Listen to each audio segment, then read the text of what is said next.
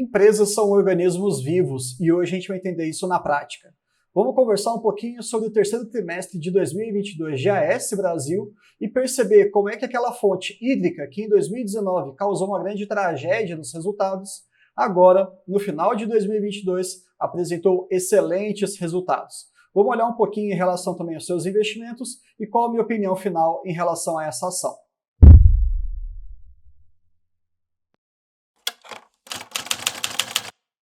Mas antes de começar esse vídeo, eu quero agradecer imensamente ao Valber, que é um colega de profissão, ele é psiquiatra, e ele acabou de me presentear com esse microfone de lapela. Espero que os vídeos daqui pra frente fiquem com uma qualidade cada vez melhor, cada vez mais profissional. E se você está enxergando alguma qualidade nesse conteúdo, por favor, antes mesmo de ver o vídeo, já considere dar o like e se você não é inscrito, se inscreva, tá bom? Fica calmo que a gente não vai ler tudo isso aqui não, só vou trazer alguns pontos importantes. Nós tivemos ali a aquisição de 450 megawatts, principalmente vindo ali da energia eólica, o complexo eólico Ventos do Araripe, Caetés e Cassino, que já estão em funcionamento e já têm as suas energias contratadas. Esse empreendimento total envolveu 2 bilhões de reais e para que isso fosse viabilizado, foi feito aí um aumento de capital privado através de subscrições, num total de 1 bilhão. Então já tinha caixa, foi financiado e também fizeram uma subscrição. Isso daqui já vai trazer resultados interessantes para que a gente possa discutir nos próximos meses. Além disso, tivemos uma mudança no Mercado Livre, uma nova abertura, uma maior facilidade para que a AS Brasil adquira novos clientes. Então, pensando em geração de caixa, pensando em resiliência para os próximos anos, nós entendemos que essa abertura, que foi sancionada no dia 28 de setembro pela Portaria 50 de 22, provavelmente as geradoras terão aí algumas vantagens a mais em relação ao seu mercado consumidor.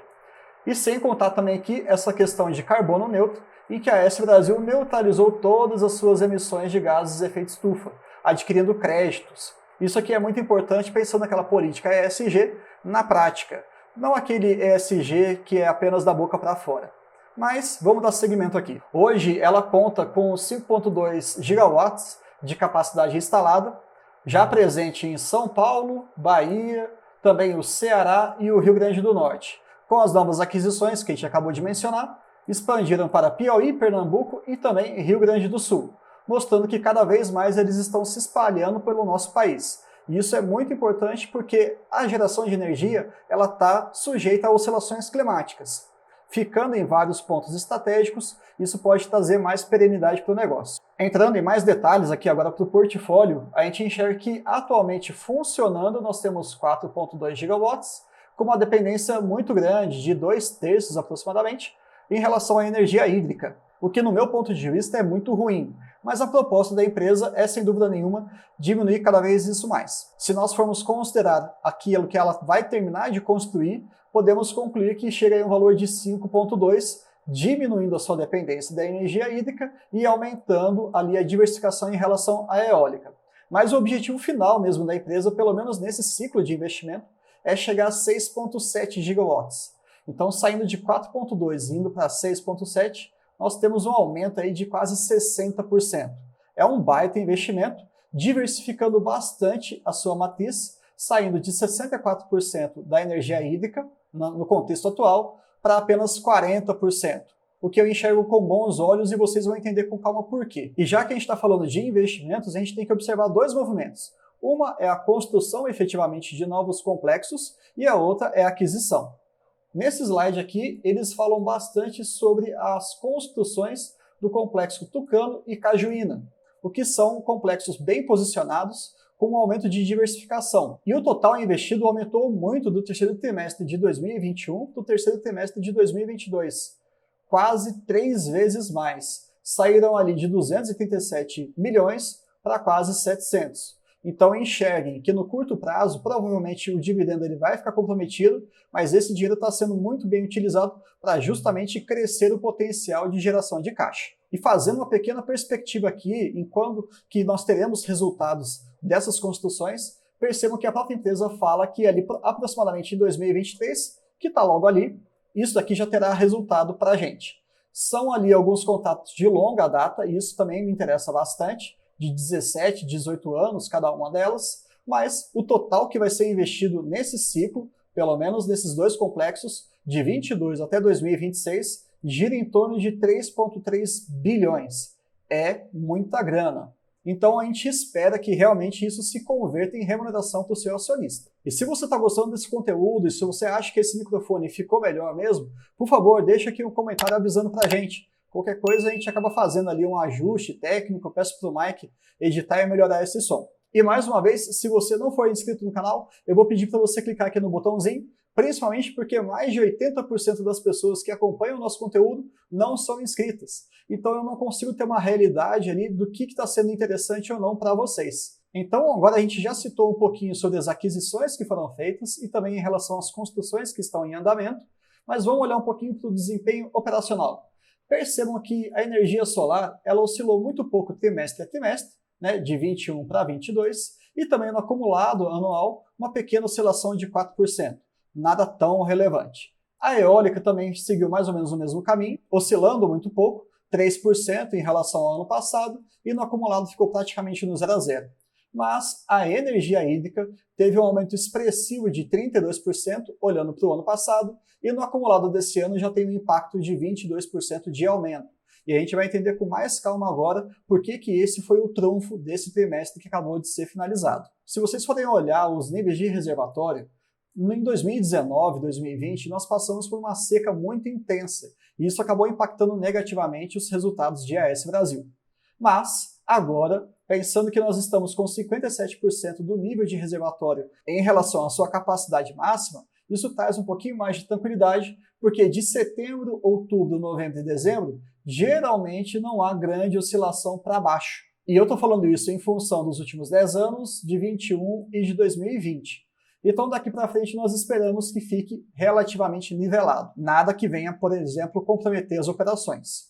E quando a gente fala de afluência, de uma maneira bem simplista aqui, tá?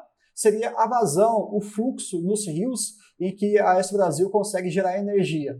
Percebam que ela está ali com algo próximo a 82%, 81% daquilo que nós temos nos últimos anos de média, nada que preocupe a gente. Então, realmente, a condição climática nesse contexto atual, ela continua sendo com uma boa margem de segurança.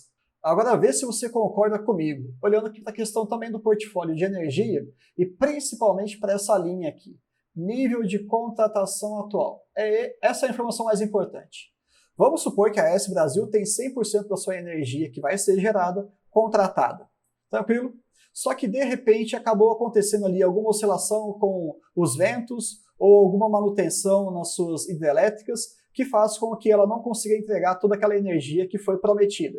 Qual que é a alternativa da empresa? Comprar essa energia de uma outra geradora à vista, e provavelmente isso vai sair muito mais caro, e revender para os seus clientes. Afinal de contas, os contratos têm que ser honrados. Então, no cenário atual, em que 89% da capacidade está contratada, é uma boa margem de segurança, porque nós conseguimos ter aí alguma pequena oscilação climática sem que isso impacte negativamente os contratos que estão vigentes. E se a gente for olhar para os próximos anos, 2023 e 2024, estamos com valores bem saudáveis. Eu não gostaria, se eu fosse acionista de AES Brasil, coisa que eu não sou atualmente, que isso aqui tivesse em 100% ou 95%, justamente por conta dessa oscilação que eu apresentei para vocês. Mas é claro que também pensando em valores de 70%, 57%, lá para o futuro, também não é algo tão agradável. Até porque vai sobrar muita energia que a empresa pode produzir, correto? Mas temos ali alguns anos até que esse restante de energia possa ser contratado. Então, no curto prazo, valores bem próximos a 90%, eu fico satisfeito. E pensando em longas datas, a partir de 2025, 2026, não me preocuparia estar na casa de 70%, 50%. Desde que a empresa continue buscando novos clientes e novos contratos. Então aqui é uma posição estratégica bem interessante, bem saudável no meu ponto de vista. Se a gente for olhar agora para os resultados comparativos em relação ao terceiro TRI de 21 com o terceiro TRI de 22, percebam que tivemos um resultado ali de 210 milhões, chegando agora para 427. Dobrou o resultado. E de onde vem esse grande aumento, esse grande incremento?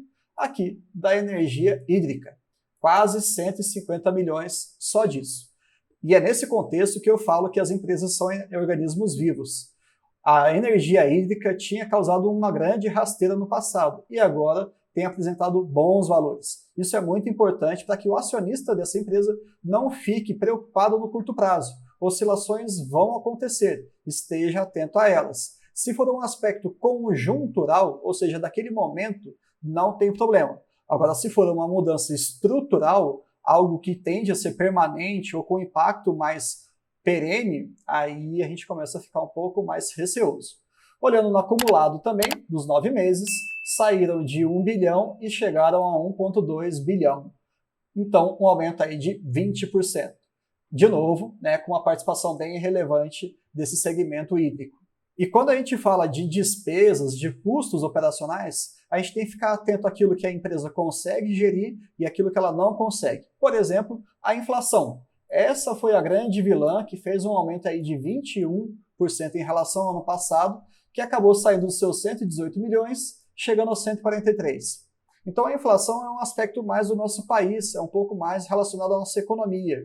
Não tem como fugir muito disso. O importante é ficar atento de que esse custo e essa despesa, ela aumente menos do que as receitas. Porque se o custo estiver subindo mais, então a gente percebe uma perda de eficiência. E não queremos isso em nenhuma das nossas empresas.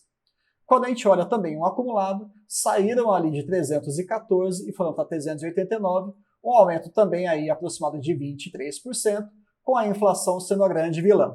Mas, mais uma vez, não fiquem preocupados com isso, porque, eventualmente, nós temos alguns movimentos positivos e negativos em relação à inflação. E também, boa parte do caixa está investido em índices inflacionários. Então, de certa maneira, estão sendo protegidos por conta dessa alta momentânea. E pensando aqui agora no EBITDA, né, a geração de caixa, é fundamental vocês perceberem que saímos de 92 milhões, chegando ali a mais de 280 milhões.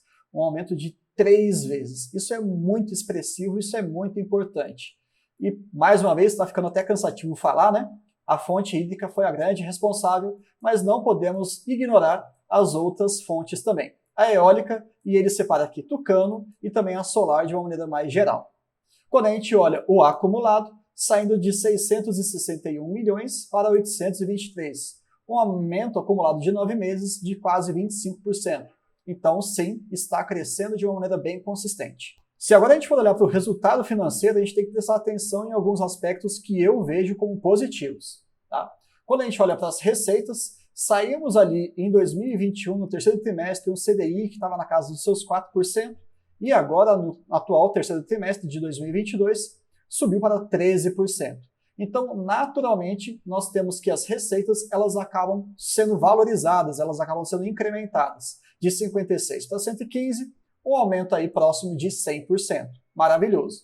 E as despesas ficaram em linha, tendo até uma pequena redução de 9%, o que também é visto como um movimento de sinérgico. Você aumenta o seu resultado financeiro e você diminui o seu custo financeiro. Juntando tudo isso, nós percebemos que o ano passado estava com prejuízo financeiro de 100 milhões e agora de apenas 35. Diminuiu bastante, na casa de 67%. Eu enxergo com bons olhos isso, tá? E no acumulado também de menos 300 para menos 237, melhorando aí em quase 30% aquele prejuízo acumulado em relação ao ano passado. Lembra que praticamente toda empresa ela vai ter o seu resultado operacional e o seu resultado financeiro. A ideia é que os dois trabalhem juntos, ou que um compense o outro, dando um global positivo. Tá? Nesse caso, eu estou enxergando que ainda o resultado financeiro tem dado alguns prejuízos, mas é um prejuízo melhor. Então isso tem que ser enxergado como algo positivo. E agora falando um pouquinho mais sobre o cronograma de amortização e dívida, né? Percebam que hoje a empresa está em caixa com 3,4 bilhões de reais, é grana pra caramba, e para 2022, 2023 e 2024, e até por que não 2025, se a empresa quisesse liquidar todas essas dívidas, ela liquidaria e ainda iria sobrar algum dinheiro. Mas o que é interessante? A otimização, a eficiência do seu capital. Faça com que as suas dívidas no curto prazo sejam pequenas e no longo prazo elas sejam maiores. Dessa maneira você não cria um gargalo financeiro. Então você consegue gerir bem as suas dívidas, tendo um custo médio relativamente controlado e você consegue viabilizar os seus investimentos. A AS Brasil, nesse aspecto, está de parabéns. E agora, de uma maneira mais consolidada, vamos falar um pouquinho aqui do lucro líquido ajustado. Sempre quando a gente olha para algum trimestre, algumas eventualidades, alguns efeitos pontuais podem acontecer. São os eventos não recorrentes. A AES Brasil deixa isso muito claro, e se a gente for observar em relação ao terceiro TRI de 21, ela teve um prejuízo de mais ou menos 100 milhões. E para esse ano, nós tivemos um lucro de 100 milhões. Sabendo-se, então, da matemática básica, chegamos aí a um resultado positivo de 200 milhões comparando ano a ano. E por que eu estou falando dessa questão do lucro líquido ajustado? Porque algumas eventualidades elas não podem ser consideradas como perpétuas ou como perenes ao longo dos outros trimestres. Se, por exemplo, vamos supor que você está trabalhando e de repente você ganha algum processo na justiça, e esse processo equivale a 1 ano do seu salário, você vai contar com isso todos os meses? Não vai, foi algo pontual. Ele tem que ser reconhecido, sem dúvida nenhuma, você tem que saber o que você vai fazer com esse dinheiro, mas o correto, o mais saudável, é você sempre contar com o seu salário. Concorda? Essa mesma lógica do lucro líquido ajustado. Eles tiram esses efeitos pontuais e deixam de maneira mais isonômica. E quando a gente olha no acumulado de 9 meses, tanto de 2021 quanto de 2022, saímos ali de um leve prejuízo de 7 milhões, para um crescimento aí de 182 positivo. Então, praticamente 190 milhões no período acumulado. E um ponto que eu preciso muito da ajuda de vocês é enxergar se esse tipo de conteúdo, se pelo menos essa empresa ou esse setor faz sentido para você. Você quer alguma outra empresa que eu não estou citando nos vídeos mais recentes? Se sim, deixa aqui no comentário, ou também você pode conversar comigo lá no Instagram, @bruno.brdo. Dessa forma a gente consegue alinhar mais o conteúdo para os seus interesses. E chegando finalmente, então, aqui nos números, principalmente da plataforma do AGF, e sempre que tem esse símbolozinho, eu estou pegando os dados da própria plataforma, a gente percebe que existe um contexto bem peculiar aqui. Por quê? No preço teto médio, gira em torno de R$16, então hoje, numa cotação próxima de R$10, comprar essa ação faz sentido. Agora, quando você olha para o projetivo, que eles colocam algo próximo de R$4, não é nada interessante você comprar. Por quê? Esse ciclo de investimento ele não acabou. Então, provavelmente no curto prazo os dividendos ficarão comprometidos. Mas a gente enxerga que passado esse período, com certeza o acionista vai ser muito bem remunerado.